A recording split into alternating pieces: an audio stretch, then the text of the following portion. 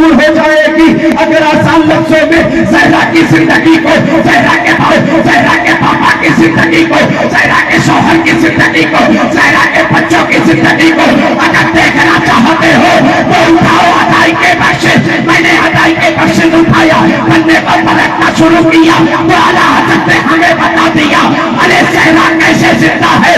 میرا نافیہ دیوان اٹھا کر دیکھو، جب میں نے اٹھا کر دیکھا اس میں لگا ہوا تھا تو زندہ ہے واللہ، تو زندہ ہے واللہ، میری جسم عالم سے زندہ باد، زندہ باد، نعرہ تکبیر، نعرہ رسالت، ذکر اہل بیت، فیضان اہل بیت، نعرہ تکبیر، زندہ باد، زندہ باد۔ اعلیٰ حضرت نے ہمیں بتا دیا اگر زہرا کی زندگی کو سمجھنا چاہتے ہو، مجھ سے یہ صاحب نے مجھ سے کہا حضرت آج فضائل اہل بیت بیان کیجیے، سبحان اللہ۔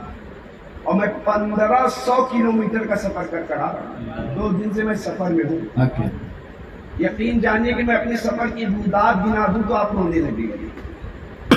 مجھے جب یہ لڑکا گاڑی پہ بیٹھا ہے تو مجھے اطمینان ملا، اب میں کہا چلو ابھی 1 گھنٹہ چل کے آرام کر۔ استاد زمن علامہ حسن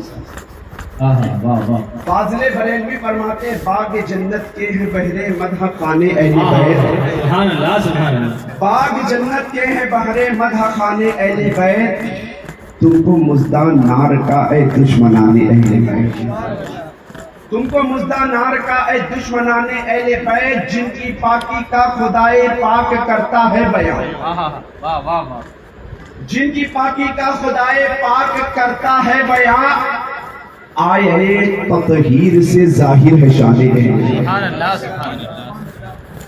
کس زبان سے ہو بیان مدح خانے اہل بیت، مدح گوئے مصطفیٰ ہے مدح خانے اہل بیت، بے ادب گستاخ فرقے کو سنا دے اے حسن، یوں کہا کرتے ہیں سنی داستان اہل بیت، نواسہ شہ مشرقین زندہ ہے، نواسہ شہ مشرقین زندہ ہے، جناب فاطمہ زہرا کے زین زندہ ہے، نواسہ شہ مشرقین زندہ ہے، جناب فاطمہ زہرا کے چین زندہ ہے، روئے زمین پر کہیں بھی کسی بھی مسجد سے، روئے زمین پر کہیں بھی کسی بھی مسجد سے، سنو اذان تو سمجھو حسین، سنو اذان تو سمجھو حسین زندہ ہے۔ کون حسین؟ حسین کیسے زندہ؟ حسین کیسے زندہ؟ حسین تو میرا حسین کل بھی زندہ تھا، آج بھی زندہ ہے، مستقبل میں بھی قیامت تک زندہ رہے گا۔ کون حسین؟ کیسے زندہ؟ کیسے زندہ؟ حسین کی زندگی کو دیکھنا چاہتے ہو تو تاریخ کے اوراق پلٹ کر دیکھو کہ میرا حسین فاطمہ کی آغوش میں ہے، فاطمہ کے شکم میں ہے تو حسین زندہ ہے، حسین علی کی تربیت میں ہے، حسین زندہ ہے، حسین نبی کی آغوش میں ہے، حسین زندہ ہے، مصطفیٰ جان رحمت کے پہلو میں ہے، حسین زندہ ہے، حسین مصطفیٰ کی پشت پر ہے، حسین زندہ ہے، علی اکبر مصطفیٰ جان رحمت کے صحابی ابو بکر کی تربیت میں ہے، حسین زندہ ہے، حسین مسجد محراب منبر پر ہے، حسین زندہ ہے، حسین مکے میں ہے، زندہ ہے، حسین مدینے سے چلے زندہ ہے، حسین مسجد محراب منبر پر ہے، حسین زندہ ہے، حسین کربلا پہنچے، یزید نے کہا حسین زندہ ہے، انہوں نے کہا حسین زندہ ہے۔ ہمیں حق تو یہ ہے کہ جب تک میرا امام اس دنیا میں رہا، کل کائنات نے کہا حسین زندہ ہے۔ جب حسین کا سر تنے اقدس سے جدا ہوا ہے تو خدا کے قرآن نے کہا حسین۔ نعرہ تکبیر، نعرہ رسالت، فیضان امام حسین، ذکر امام حسین، کرامت امام حسین، نعرہ تکبیر، خطیب اعظم ہندوستان، زندہ باد، زندہ باد، نواسہ شہ مشرقین زندہ ہے، جناب فاطمہ زہرا کے دل کے چین زندہ ہے، روئے زمین پر کہیں بھی کسی بھی مسجد سے،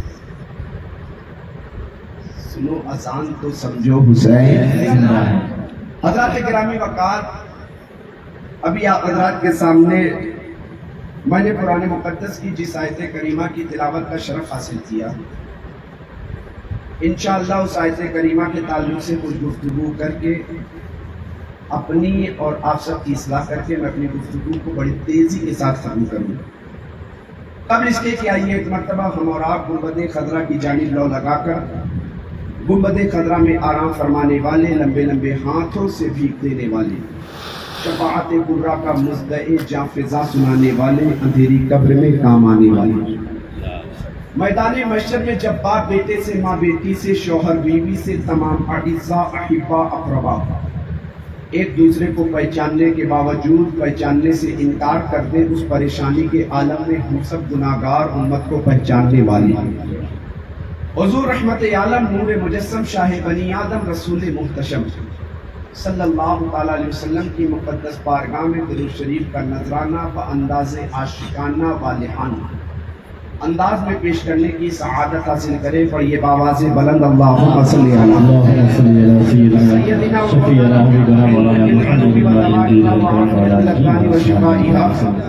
ونور الابصار وضیائها وعلی آلہ وصحبہ وبارک وسلم، صلاۃ و سلام علیک یا رسول اللہ صلی اللہ تعالیٰ علیہ وسلم۔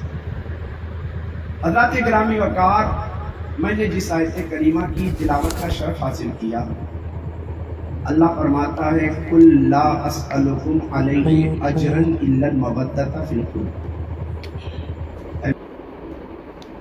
آپ اپنے امتیوں سے، اپنے کلمہ پڑھنے والوں سے فرما دیجئے کہ راہ خدا میں میں نے جن جن تکلیفوں کو اٹھایا، پاؤں کے نیچے کانٹے برداشت کیے، جس میں اطہر پر پہنچی جیسی نجاست کو برداشت کیا، میں نے تم تک دین پہنچایا،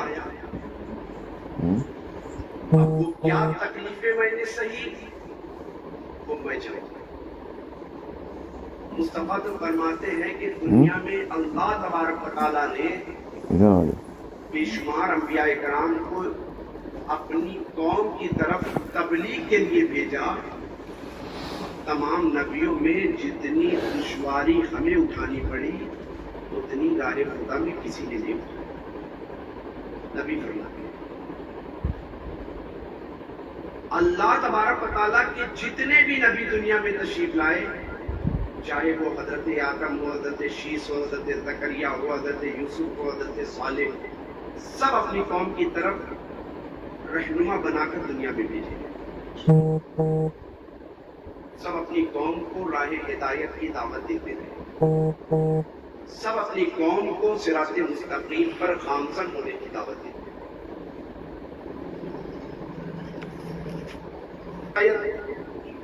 کا راستہ دکھانے کے لیے تشریف لائے۔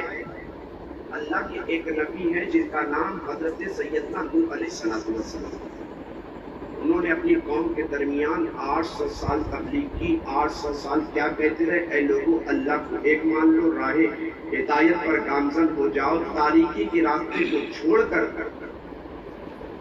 روشنی کی طرف آ جاؤ۔ اگر قوم ماننے کو تیار نہ ہوئی، اللہ نے پانی کا عذاب نازل کیا، پوری کی پوری قوم ہلاک ہو گئی۔ پتہ یہ چلا کہ جب قوم نبی کی تعلیمات سے دور ہو جاتی ہے تو اللہ تبارک و تعالیٰ اپنی طرف سے عذاب نازل کیا کرتا ہے۔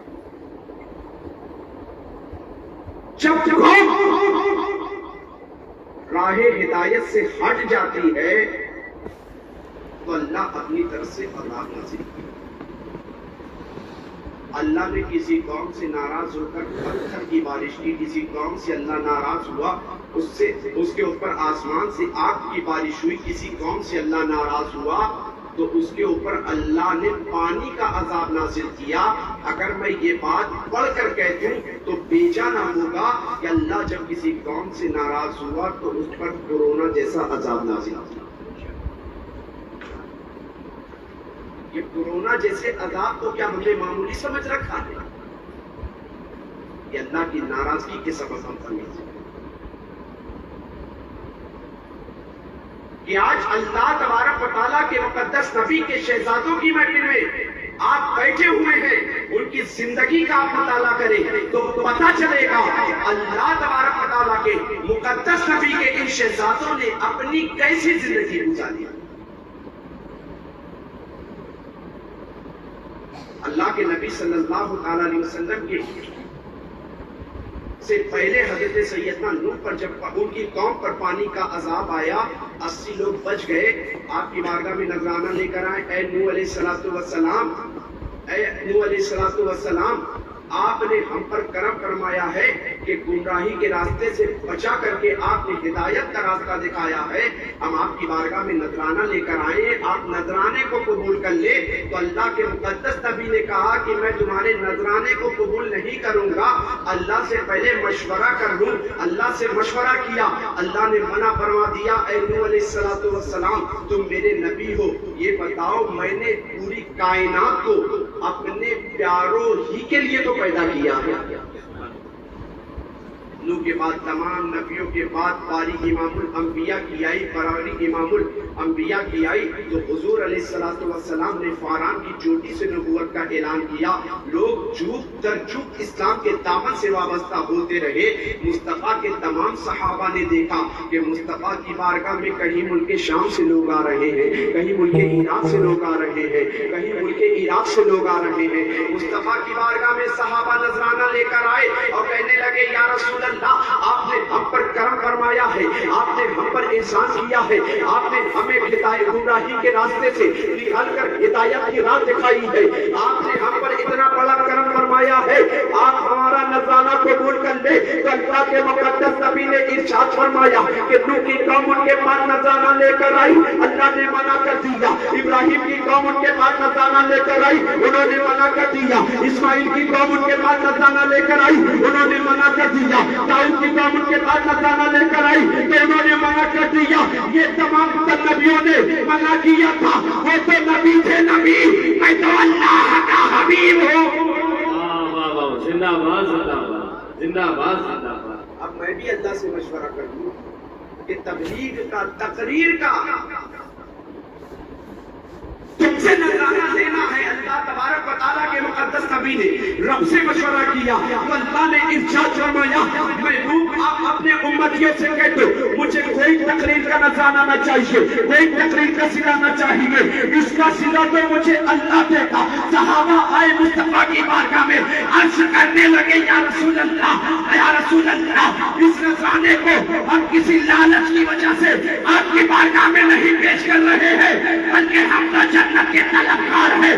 تو نبی ارشاد فرماتا ہے محبوب اگر آپ کے امتی جنت کے طلبگار ہے تو ان سے کہہ دو میرے گھر والوں سے محبت. نعرہ تکبیر، نعرہ رسالت، نعرہ حیدری، نعرہ حیدری، فیضان امام حسین، ذکر شہدائے کربلا، خطیب یادو ہندوستان. نعرہ تکبیر، زندہ باد، زندہ باد. محبوب آپ ان سے کہہ دو، اپنے گھر والوں سے کہہ دو کہ میرے گھر، اپنے امتیوں سے کہہ دو کہ میرے گھر والوں سے محبت کرو، میری آج سے محبت کرو. اس میں میرا کوئی فائدہ نہیں، تمہارا ہی فائدہ ہے. یہی وجہ ہے کہ اللہ کے مقدس نبی نے بعض مقامات میں ارشاد فرمایا کہ جس نے میرے گھر والوں سے محبت کی اس نے مجھ سے محبت کی، جس نے میرے گھر والوں سے دشمنی کی اس نے مجھ سے دشمنی کی، جنہیں ان کے دل کو دکھایا اس نے میرے دل کو دکھایا. اللہ کی بارگاہ میں تمام صحابہ ایک مرتبہ حاضر ہوئے، عرض کرنے لگے یا رسول اللہ وہ کون آپ کے اہل بیت ہیں جن کی محبت کا اعلان اللہ قرآن میں کر رہا ہے؟ تو مصطفیٰ نے ارشاد فرمایا وہ علی کی ذات ہے، وہ فاطمہ کی ذات ہے، وہ حسن کی ذات ہے، وہ حسین کی ذات ہے، وہ ان کے بچے ہیں. تم انہی سے محبت کرتے نظر آئے اور محبت کرنے کا جب مصطفیٰ نے حکم فرمایا صحابہ نے ایسی محبت کی کہ دنیا میں رہتی دنیا تک صحابہ کی محبت اہل بیت سے کوئی محبت کر کے دکھائی. کیا کہنے، زندہ باد، زندہ باد. सहाबा ने रहती दुनिया तक अली से, फातिमा से, हसन से, हुसैन से मोहब्बत की। एक मर्तबा और दौरे फारूक आजम है। कौन फारूक आजम? जो मुरादे मुस्तफा है। कौन फारूक आजम? जो मुरादे मुस्तफा है, जिनको अल्लाह तबारक व तआला से मुस्तफा ने मांग कर लिया है। दौरे फारूक आजम है। शहर फतह, शहर मदाइन आपके दौरे खिलाफत में फतह हुआ है। एक मर्तबा फारूक आजम के दौर में जब शहर मदाइन फतह हुआ, मुस्तफा जाने रहमत के सहाबी सैयदना उमर इब्ने खत्ताब मस्जिद नबवी शरीफ में तमाम सहाबा को माले गनीमत तकसीम फरमा रहे हैं। मुस्तफा को तमाम सहाबा को माले गनीमत तकसीम फरमा रहे हैं। अबू बकर आओ तुम भी ले लो। उमर ने कहा कि उस्मान आओ तुम भी ले लो। अली आओ तुम भी ले लो। अबू हुरैरा तुम भी ले लो। साद इब्ने अबी वक्कास तुम भी ले लो। उबैदा इब्ने जर्राह तुम भी ले लो। बिलाल तुम भी ले लो। सुहैब तुम भी ले लो। सुहैब तुम भी ले लो। इतने में देखा फारूक आजम ने कि मस्जिद नबवी शरीफ में एक जानिब से सैयदना इमाम हसन तशरीफ ला रहे हैं। एक जानिब से सैयदना इमाम हसन तशरीफ लाए। आपने माले गनीमत में से 1000 दिरहम उठाया, उठाकर इमाम हसन को दे दिया। इमाम हसन के जाने के बाद सैयदना इमाम हुसैन तशरीफ लाते हैं। फारूक आजम ने 1000 दिरहम उठाया, उठाकर फारूक आजम ने इमाम हुसैन को दे दिया।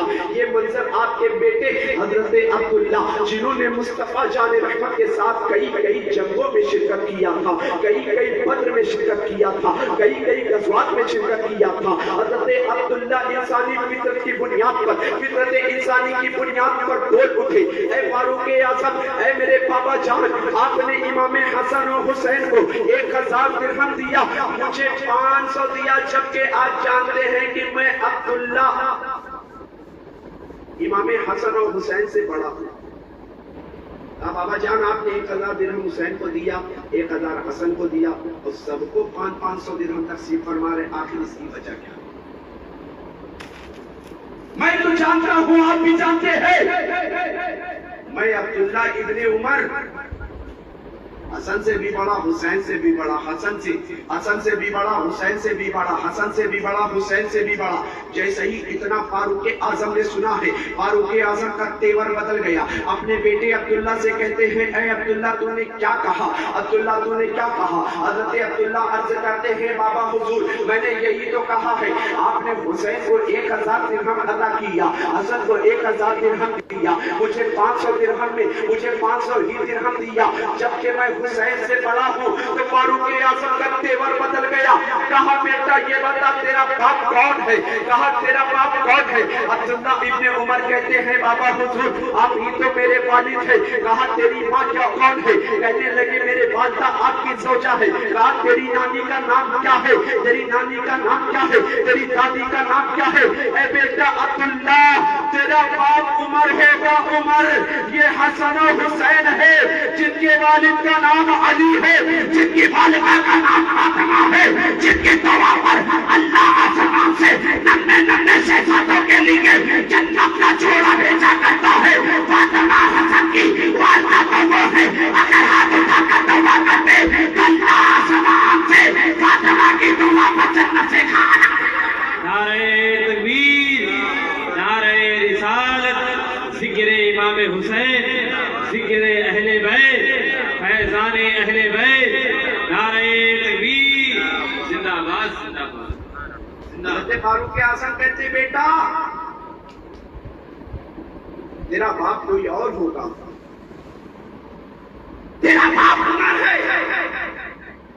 मगर हसन का बाप अली है, जो एक हाथ लगाता है तो बाबे खैबर को उखाड़ कर फेंकता नजर आ रहा है।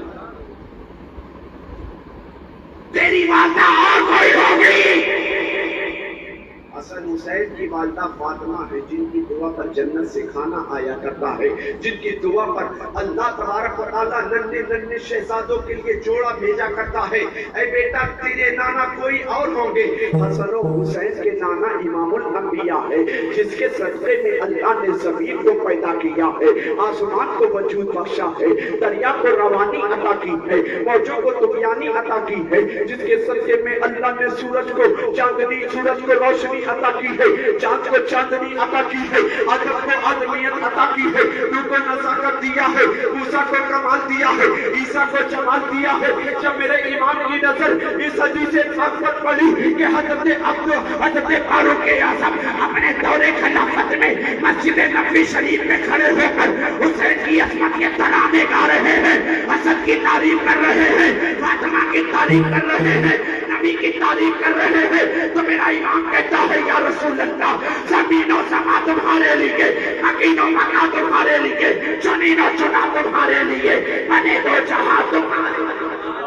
سبحان اللہ, زندہ باد, زندہ باد, زندہ باد, زندہ باد. میرا امام کہتا ہے یا رسول اللہ, زمین و سما تمہارے لیے, مکین و مکہ تمہارے لیے, چنین و چنا تمہارے لیے, بنے دو جہاں تمہارے لیے, دہن میں زبا تمہارے لیے, بدن میں ہجا تمہارے لیے, ہم آئے یہاں تمہارے لیے, اٹھے بھی وہاں. کون نبی کے گھر والے؟ وہ نبی کے گھر والے جن کی عظمت کا خطبہ مسجد نبوی شریف میں یعنی گاری مصطفیٰ, کہیں مراد مصطفیٰ, کہیں عثمان غنی گاتے نظر آتے. ہم بہت خوش نصیب ہیں کہ اللہ کے مقدس نبی کے مقدس شہزادوں کا ذکر کر رہے ہیں. یہی ہمارا ذکر کرنا ممکن ہے کہ نجات کا ذریعہ بنے. کون نبی کے گھر والے؟ فضائل اہل بیت, مناقب اہل بیت آپ ہمیشہ سنیں. آج سنیں کہ نبی کے گھر والوں نے زندگی کیسے گزاری.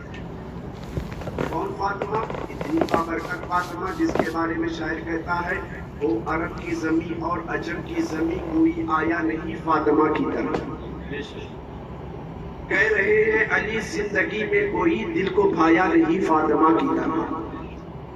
جان قربان کیوں نہ ہو سرکار کی اپنی پیاری سی بیٹی کی مسکان پر, چہرے مصطفیٰ کو کوئی دیکھ کر مسکرایا نہیں فاطمہ کی طرح. وہ فاطمہ جن کی ابھی دنیا میں تشریف آوری نہیں ہوئی ہے, جن کی دعا پر جنت سے کھانا نہیں آیا ہے, جن کی دعا پر ننھے شہزادوں کے لیے جنت سے جوڑا لے کر جبریل نہیں آئے ہیں. ابھی فاطمہ کی ولادت کا وقت قریب آیا ہے. آپ کی امی جان امی خدیجہ فرماتی ہے کہ مکے کی عورتوں کو میں نے بلایا, مکے کی اپنی سہیلیوں کو بلایا کہ میری بچے کی ولادت کا وقت قریب آ گیا ہے, تم لوگ میرے گھر میں آ جاؤ. تو مکے کی عورتوں نے یہ کہہ کر آنے سے منع کر دیا, اے خدیجہ تم نے نبی کا کلمہ پڑھ لیا ہے, اے خدیجہ تم نے نبی کا کلمہ پڑھ لیا ہے, ہم تمہارے پاس نہیں آ سکتے ہیں. حضرت خدیجہ فرماتی ہے کہ جب میری بچی کی ولادت کا وقت قریب آیا تو میں نے دیکھا کہ میرے گھر کی چہار دیواری میں چند عورتیں مجھے نظر آ رہی ہیں جن کو میں جانتی نہ تھی. ان عورتوں نے مجھ سے کہا اے خدیجہ, اے خدیجہ تجھے پریشان ہونے کی ضرورت نہیں ہے. اگر مکے کی عورتوں نے تیری بچی کی ولادت کے موقع پر گھر سے آنے سے انکار کر دیا ہے تو اللہ تبارک و تعالیٰ نے تیری اس بابرکت بچی کی خدمت کے لیے آسمان سے نبیوں کی مائیں, نبیوں کی والدہ, نبیوں کی بیوی کو فاطمہ کی خدمت کے لیے.